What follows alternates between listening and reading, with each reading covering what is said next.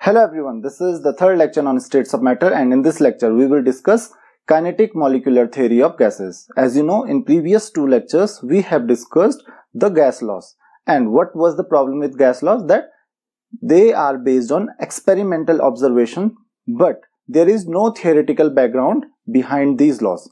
So we have a theoretical background, or you can say we can explain these laws on the basis of kinetic molecular theory of gases. So to understand the kinetic molecular theory of gases, first of all we have to understand the postulates of kinetic molecular theory of gases. So let's talk about the postulates of kinetic molecular theory of gases. So the first point that we have to know that the gases are composed of a large number of very small particles called molecules. So first of all, gases are composed of molecules.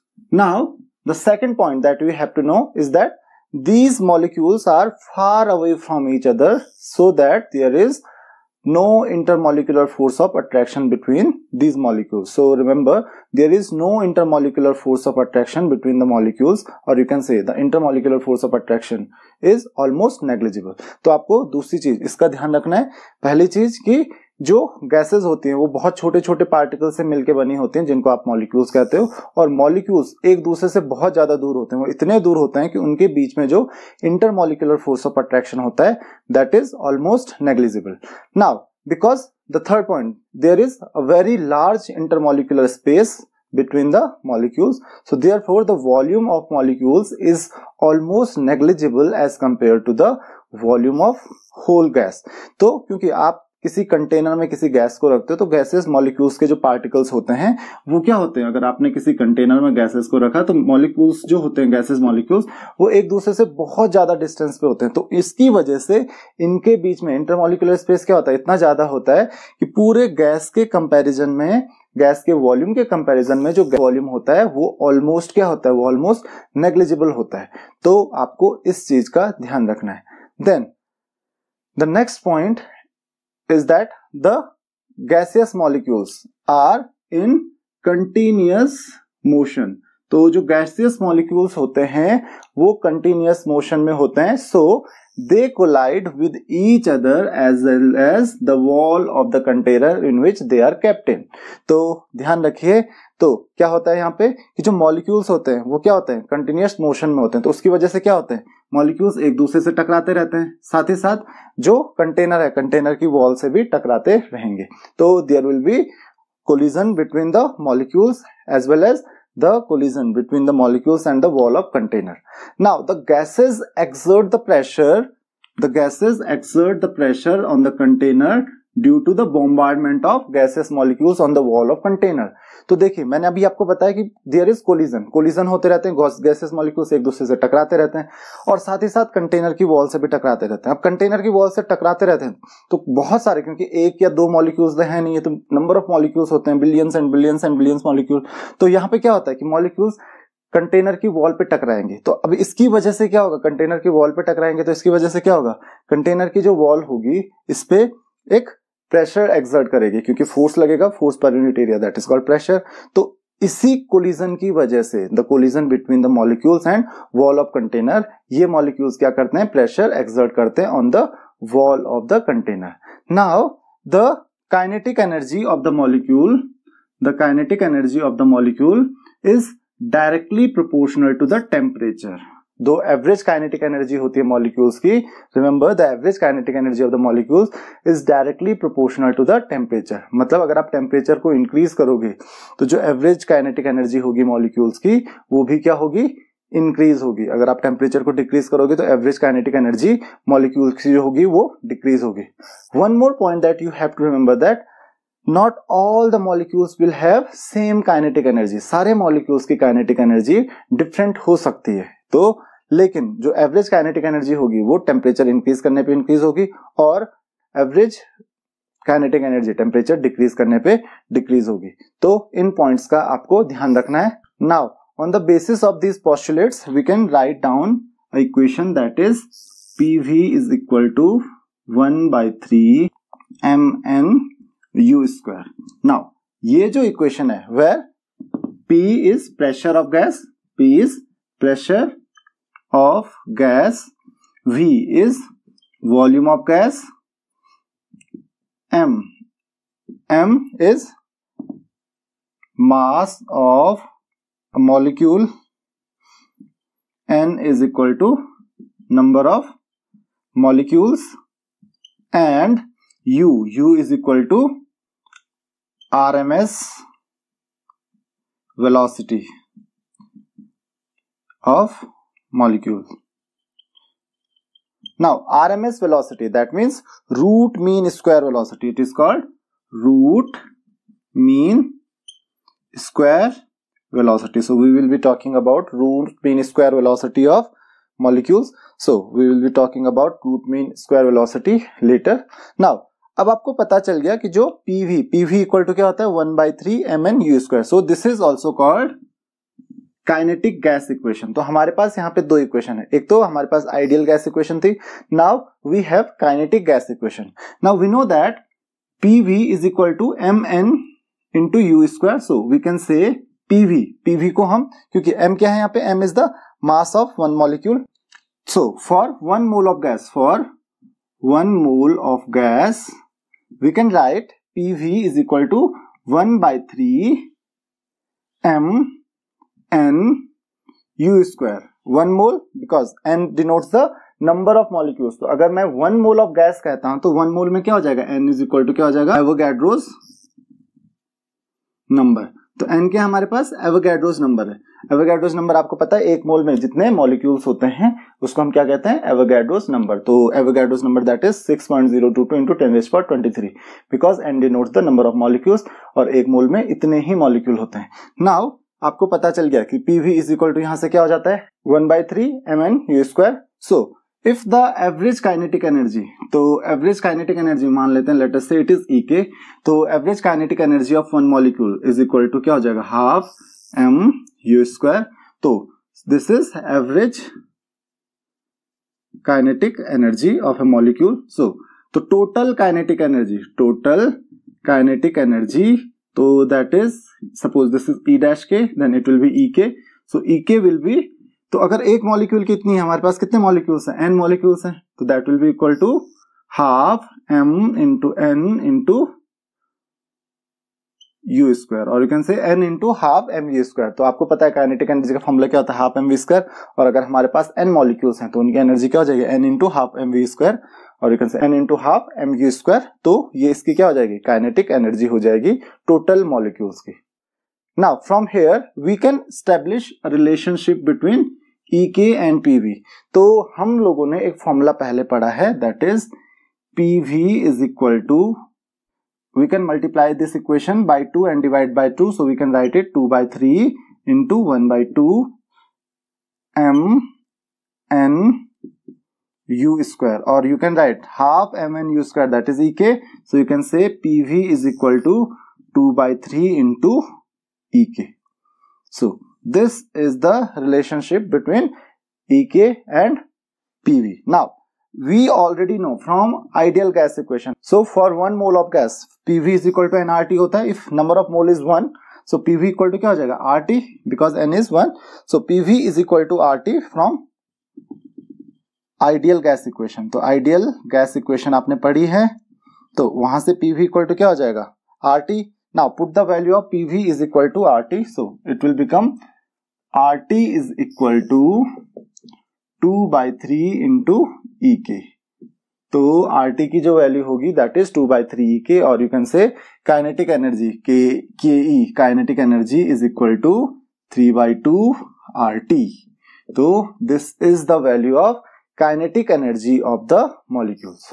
Next topic is average kinetic energy of single molecule of gas. तो हमने अभी पढ़ा था EK is equal to 3/2 into RT. तो EK that is the total kinetic energy of the gas, तो वो होता है 3/2 RT. Now what is the average kinetic energy of single molecule. तो अगर 1 मोल की हम बात कर रहे हैं तो E डैश के denotes the average kinetic energy of 1 molecule, and that will be EK divided by total number of molecules, that is n. Total number of molecules वो कितना है, Avogadro's constant. So it will B E dash K is equal to ई के, और you can say 3/2 E K की value by N, तो 3/2 R by N into T, और it is E dash K is equal to 3/2 into small k into T. Now K is equal to R by N, and this is because R क्या है, are एक constant है और N की जो value है वो भी एक कांस्टेंट है, तो के भी क्या होगा, एक कांस्टेंट है which is called Boltzmann constant. It is called Boltzmann constant, और के की जो वैल्यू होती है, the value of Boltzmann constant is about 1.38 into 10⁻⁻23 joule per kelvin. तो ये तो वैल्यू हो गई बोल्ट्जमैन कांस्टेंट की. The next topic is deduction and explanation of gas laws on the basis of kinetic theory. तो kinetic theory के basis पे हम डिडक्शन कैसे कर सकते हैं गैस लॉज का, और कैसे उनको एक्सप्लेन कर सकते हैं. So first of all we have Boyle's law. तो बॉयल्स लॉ की हम बात करते हैं. बॉयल्स लॉ को हम कैसे एक्सप्लेन कर सकते हैं, तो दोनों लॉज को, Boyle's as well as Charles law को हम एक्सप्लेन कर लेंगे यहाँ पे. तो बॉयल्स लॉ को हम कैसे एक्सप्लेन करते हैं, तो according to kinetic theory of gases, kinetic theory के according E K is directly proportional to T, that is the kinetic energy of the molecules is directly proportional to the temperature. Now you can say E K की value आपने अभी कही थी, that is half M N U square is equal to K into T, where K is a proportionality constant. अब the second thing is, इसको आप 3 से multiply 3/2 into, ऐसे लिख सकते हो 1/3, 3 से 3 कैंसिल हो जाएगा, M N U square is equal to K T, और you can say 3/2 into PV, because 1/3 M N U square that is equal to PV. यही हमारी काइनेटिक गैस इक्वेशन थी. नाउ इसकी वैल्यू आप क्या रख सकते हो, 3/2 into PV is equal to K T, और you can say PV is equal to 2/3 K into T. Now अब अगर हम बॉयल्स लॉ की बात कर रहे हैं, तो इफ टी इज कांस्टेंट, अगर टेम्परेचर कांस्टेंट है, तो पीवी इज इक्वल टू 2/3 तो कांस्टेंट होता है, के भी एक कांस्टेंट और टी भी कांस्टेंट है, तो PV is also equal to constant. PV की वैल्यू भी क्या हो जाएगी, कांस्टेंट हो जाएगी. So we can explain the Boyle's law with the help of this. तो पीवी की वैल्यू क्या हो गई, कांस्टेंट, और यही क्या कहता है, बॉयल्स लॉ कहता है कि द वैल्यू ऑफ पीवी क्या हो जाएगी, कांस्टेंट हो जाएगी अगर टेम्परेचर कांस्टेंट है. The second is, the next is Charles law. तो इसी तरीके से आप चार्ल्स लॉ को भी एक्सप्लेन कर सकते हो, क्योंकि अब हमको पता चल गया कि पीवी इज इक्वल टू क्या है, PV is equal to 2/3 into K T. Now if Charles law में क्या करते हैं हम, चार्ल्स लॉ के लिए अगर प्रेशर कांस्टेंट है, इफ पी इज कांस्टेंट, तो सबसे पहले v इक्वल टू क्या हो जाएगा, v इक्वल टू 2/3 इंटू के बाई पी इंटू टी. तो अगर प्रेशर कांस्टेंट है तो all this quantity is constant, ये पूरी की पूरी क्वांटिटी, क्योंकि 2/3 के तो ऑलरेडी कांस्टेंट है, p इज ऑल्सो कांस्टेंट, सो ये पूरी की पूरी क्वांटिटी क्या हो जाएगी, कांस्टेंट हो जाएगी. So from here you can say v is directly proportional to t. v क्या हो जाएगा, डायरेक्टली प्रोपोर्शनल हो जाएगा t के. तो यहाँ पे आप कह सकते हो कि वॉल्यूम जो है डायरेक्टली प्रोपोर्शनल है t के. इसका मतलब क्या है, यही तो चार्ल्स लॉ कहता था कि जो वॉल्यूम होता है that is directly proportional to the absolute temperature of the gas. तो ये हमने यहाँ से प्रूव कर लिया. So this is the explanation of Boyle's and Charles law. और last topic is the different types of velocities. तो हम यहाँ पे 3 टाइप्स की वेलोसिटीज के बारे में बात करेंगे, average velocity, root mean square velocity और मोस्ट प्रोबेबल वेलोसिटी. तो सबसे पहले जैसे नाम सजेस्ट करता है, that is average velocity. What is average velocity, it is the mean of all the velocities, क्योंकि हर पार्टिकल क्या होगा अगर अलग अलग वेलोसिटी से मूव कर रहा है. So suppose the velocity of different particles be u1, u2, u3 up to, मान लेते हैं हमारे पास n पार्टिकल्स हैं, उनकी ये वेलोसिटीज हैं. तो what will be the average velocity, that is denoted by u bar. So u bar will be equal to u1 plus u2, जैसे हम मीन निकालते हैं u3 up to plus un, सबका average divided by n. So this is called average velocity. इसको हम कहते हैं average velocity. और जो एवरेज वेलोसिटी की वैल्यू आती है u bar is equal to, this is the experimental analysis. तो ये इसको हम मैक्सवेल इक्वेशन से पता कर सकते हैं, that is 8RT by pi m. इसकी वैल्यू होती है 8RT by pi m, where capital M, where m is molecular mass of the gas. तो m क्या होता है? Molecular mass of gas. The second point, the second topic that we have is root mean square velocity. इसको हम u से denote कर रहे हैं, तो ध्यान रखिए इसका नाम क्या है? Root mean square velocity. जो वेलोसिटीज हैं, देखिए क्या है? मीन स्क्वायर वेलोसिटी का रूट। तो ध्यान रखिए पहले वेलोसिटीज का स्क्वायर करेंगे, जितनी भी वेलोसिटीज हैं। तो अगर मैं u की वैल्यू करूं तो क्या हो जाएगा? u1 square plus u2 square plus u3 square, इनका average up to un square. तो वेलोसिटीज के स्क्वायर का क्या करना है? हमको मीन कैलकुलेट करना है। So this is called mean square velocity divided by n, और उसका क्या करेंगे? स्क्वायर रूट कर लेंगे। So this is called root mean square velocity और आरएमएस वेलोसिटी। तो आपको समझ में आ गया होगा कि ये रूट मीन स्क्वायर वेलोसिटी क्या है। तो रूट मीन स्क्वायर वेलोसिटी की वैल्यू हम कैसे कैलकुलेट कर सकते हैं? It can be calculated with the help of kinetic gas equation. तो काइनेटिक गैस इक्वेशन क्या कहती है? That is PV is equal to 1/3 mn u square. Now for PV is equal to, PV की जगह पे हम क्या लिख सकते हैं? PV इक्वल टू क्या लिखते हैं हम? RT। तो RT अगर 1 मोल है तो 1/3 m, और n की वैल्यू क्या हो जाएगी? n into u square. Now m into n आपको पता है that is m, molecular mass. Molecular mass equal to क्या होगा? Mass of one molecule into number of molecules in 1 mole. तो इसको हम मॉलिक्यूलर मास या मोलर मास कह सकते हैं। So RT can be written as 1/3 into m u square. तो यहां से क्या हो जाएगा हमारे पास? u इज इक्वल टू क्या हो जाएगा? 3RT बाय m का स्क्वायर रूट। तो यहां से हमको क्या वैल्यू मिल गई? 3RT by m। तो ये this is called root mean square velocity. तो इसी को हम क्या कहते हैं? Root mean square velocity. तो रूट मीन स्क्वायर वेलोसिटी की हमको वैल्यू मिल गई, that is 3RT by m। The third is most probable velocity. तो most probable, as the name suggest, most probable. तो मैक्सिमम पार्टिकल्स, क्योंकि हर पार्टिकल की अलग अलग वेलोसिटी हो ये जरूरी नहीं है, तो कुछ वेलोसिटी जो होंगी, कुछ पार्टिकल्स की वेलोसिटीज मैच करेंगी। तो वो वेलोसिटी जो मैक्सिमम पार्टिकल्स की होगी, most of the fraction of molecules, the velocity of highest fraction of molecules is known as most probable velocity, and that is denoted by alpha.